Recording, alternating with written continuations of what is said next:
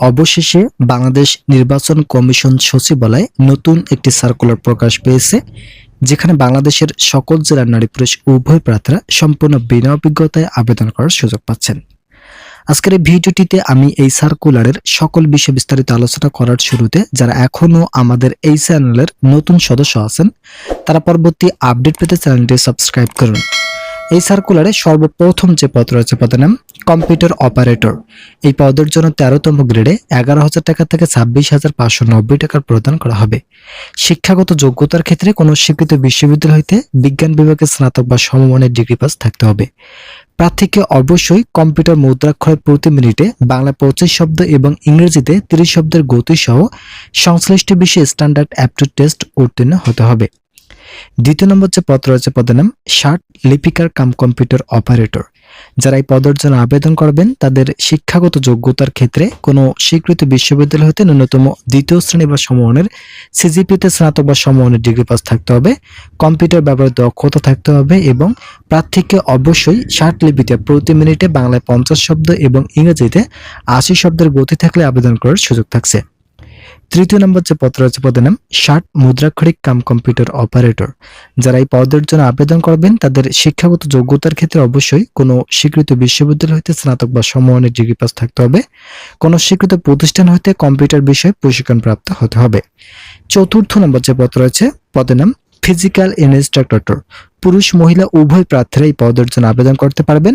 কোনো স্বীকৃত বিশ্ববিদ্যালয় হইতে bachelor of physical education certificate pass থাকলে আবেদন করার সুযোগ থাকছে। ভিডিওটির এই মুহূর্ত পর্যন্ত এসেও যারা এখন পর্যন্ত আমাদের এই চ্যানেলের নতুন সদস্য আছেন তারা পরবর্তী আপডেট পেতে চ্যানেলটি সাবস্ক্রাইব করুন। পঞ্চম নম্বর যে পদ রয়েছে পদের নাম উচ্চমান সহকারী। 14তম গ্রেডে বেতন প্রতি মাসে 10,200 টাকা থেকে 24,680 টাকা প্রদান করা হবে। শিক্ষাগত যোগ্যতার ক্ষেত্রে কোনো স্বীকৃত বিশ্ববিদ্যালয় হইতে ন্যূনতম দ্বিতীয় শ্রেণী বা সমমানের সিজিপিএ সহ স্নাতক বা সমমানের ডিগ্রি পাস থাকতে হবে। এছাড়াও কোনো স্বীকৃত প্রতিষ্ঠান হতে কম্পিউটার বিষয়ে প্রশিক্ষণ প্রাপ্ত এবং এমএস অফিসে অভিজ্ঞতা সম্পন্ন হতে হবে। ষষ্ঠ নম্বর যে পদ রয়েছে পদের নাম স্টোর কিপার। এই পদের জন্য যারা আবেদন করবেন তাদের শিক্ষাগত যোগ্যতার ক্ষেত্রে কোনো স্বীকৃত বিশ্ববিদ্যালয় হইতে ন্যূনতম দ্বিতীয় শ্রেণী বা সমমানের সিজিপিএ সহ স্নাতক বা সমমানের ডিগ্রি পাস থাকতে হবে। এছাড়া কোনো স্বীকৃত প্রতিষ্ঠান হতে কম্পিউটার বিষয়ে প্রশিক্ষণ প্রাপ্ত এবং এমএস অফিসে অভিজ্ঞতা সম্পন্ন হতে হবে। সপ্তম নম্বর যে পদ রয়েছে পদের নাম হিসাব সহকারী। যারা এই পদের জন্য আবেদন করতে ইচ্ছুক তারা অবশ্যই কোনো স্বীকৃত বিশ্ববিদ্যালয় হইতে বাণিজ্যিক বিভাগে ন্যূনতম দ্বিতীয় শ্রেণী বা সমমানের সিজিপিএ সহ স্নাতক বা সমমানের ডিগ্রি পাস থাকতে হবে। এছাড়াও কোনো স্বীকৃত প্রতিষ্ঠান হতে কম্পিউটার বিষয়ে প্রশিক্ষণ প্রাপ্ত এবং এমএস অফিসে অভিজ্ঞতা সম্পন্ন হতে হবে। অষ্টম নম্বর যে পদ রয়েছে পদের নাম চিকিৎসা সহকারী।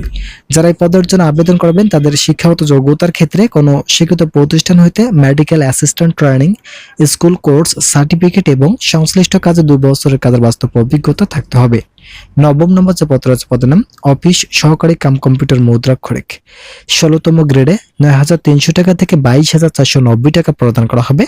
শিক্ষাগত যোগ্যতার ক্ষেত্রে কোনো স্বীকৃত বোর্ড হইতে ন্যূনতম উচ্চ মাধ্যমিক সার্টিফিকেট বা সমমান পরীক্ষা উত্তীর্ণ পাস থাকতে হবে। এছাড়াও কোনো স্বীকৃত প্রতিষ্ঠান হইতে কম্পিউটার বিষয়ে প্রশিক্ষণ প্রাপ্ত এবং এমএস অফিসে অভিজ্ঞতা, এছাড়াও computer MS office email fax machine ইত্যাদি চালানোর দক্ষতা থাকলে আবেদন করার সুযোগ থাকছে। প্রার্থীকে অবশ্যই কম্পিউটার মুদ্রাক্ষরে বাংলা এবং ইংরেজি উভয় শব্দের গতি থাকতে হবে। 10 নম্বর যে পদ রয়েছে পদের নাম গাড়ি চালক। গাড়ি চালক পদে যারা আবেদন করবেন তাদের শিক্ষাগত যোগ্যতার ক্ষেত্রে অবশ্যই জেএসসি পাস থাকতে হবে। হালকা গাড়ি চালানোর বৈধ ড্রাইভিং লাইসেন্স সহ অভিজ্ঞতা সম্পন্ন চালক প্রার্থীদেরকে অগ্রাধিকার প্রদান করা হবে।